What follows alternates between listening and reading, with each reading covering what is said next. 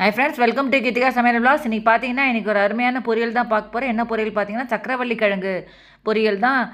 ரொம்ப ஈஸியாக டக்குன்னு ஈஸியாக சிம்பிளாக செஞ்சிடலாம். இது எப்படி செஞ்சிடலாம் இப்போ வாங்க வீடியோக்குள்ளே போயிடலாம். இன்க்ரீடியன்ஸ் என்னென்னு பார்க்கலாம். சக்கரவள்ளி கிழங்கு நான் வந்து கட் பண்ணி எடுத்து வச்சுருக்கேன். தோலெல்லாம் சீவ தேவையில்லை. இப்போ கடுகு இதில் எடுத்து வச்சுருக்கேன். இது பார்த்திங்கன்னா ஜீரகம் எடுத்து வச்சுருக்கேன். இது வந்து உங்களுக்கு சாம்பார் பொடி எடுத்து வச்சுருக்கேன். இது வந்து தனி மிளகாத்தூள் எடுத்து வச்சுருக்கேன். இதில் வந்து கொஞ்சமாக பெருங்காயம் எடுத்து வச்சுருக்கேன். இதில் பார்த்திங்கன்னா தேவையான அளவு உப்பு எடுத்து வச்சுருக்கேன். ஒரு பேனில் இப்போது கொஞ்சமாக எண்ணெய் சேர்த்துருக்கேன். சேர்த்துட்டு இதில் கடுகு சேர்த்துருங்க.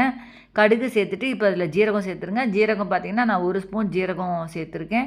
சேர்த்துட்டு கொஞ்சமாக இதில் பெருங்காயம் சேர்த்துருங்க. இதை சேர்த்துட்டு இந்த கரண்டியால் அப்படியே கிளறி விட்டே இருங்க. அடுப்பை நல்லா மீடியம் சைஸ்லேயே வச்சுட்டு இது பண்ணுங்கள். இந்த சக்கரவள்ளி கிழங்கு பார்த்தீங்கன்னா உங்களுக்கு நல்லா சாம்பார், ரசம் இது எல்லாத்துக்குமே சைட் டிஷ்ஷாக வச்சு சாப்பிட்லாம். ரொம்ப டேஸ்ட்டாக நல்லாயிருக்கும். இப்போ இந்த சக்கரவள்ளி கிழங்கு எல்லாத்தையும் சேர்த்துடலாம்.